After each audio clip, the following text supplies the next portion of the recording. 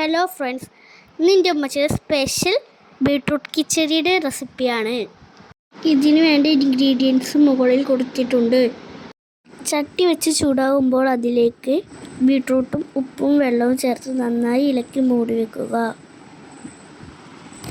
അതൊന്ന് വെന്ത് വീഴുമ്പോഴേക്കും അതിലേക്ക് ആവശ്യമായ അരപ്പ് റെഡിയാക്കാം.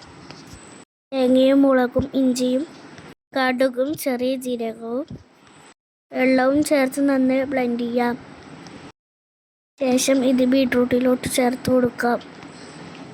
എന്നിട്ട് നന്നായി ഇളക്കി മിക്സാക്കാം. ശേഷം അതിലേക്ക് തൈര് ചേർത്ത് കൊടുക്കാം. ഇത് നന്നായി തന്നെ ഇളക്കി മിക്സാക്കണം. ഇനി ഇത് സെർവ് ചെയ്യുന്ന പാത്രത്തിലോട്ട് മാറ്റാം. ശേഷം ഒരു ചട്ടി വെച്ചാൽ ചൂടാകുമ്പോൾ അതിലേക്ക് വെളിച്ചെണ്ണ ചേർത്ത് കൊടുക്കാം. പിന്നെ അതിലേക്ക് കടുകിട്ട് നന്നായി പൊട്ടിച്ചെടുക്കാം. ശേഷം അതിലേക്ക് വറ്റൽമുളകും കറിവേപ്പിലയും കൂടി ചേർത്ത് കൊടുക്കാം. ഇനി വറവ് ബീട്രൂട്ടിലോട്ട് ചേർക്കാം. ഇനി അതിലോട്ട് മല്ലിയില കൂടി ചേർത്ത് നന്നായി മിക്സ് ചെയ്യാം. അങ്ങനെ എൻ്റെ അമ്മച്ചിയുടെ സ്പെഷ്യൽ ബീട്രൂട്ട് കിച്ചടി ഇവിടെ റെഡി ആയിട്ടുണ്ട് ഗൈസ്. ഇഷ്ടപ്പെട്ടാൽ എല്ലാവരും ട്രൈ ചെയ്ത് നോക്കൂ. സപ്പോർട്ട് ചെയ്യാൻ മറക്കല്ലേ.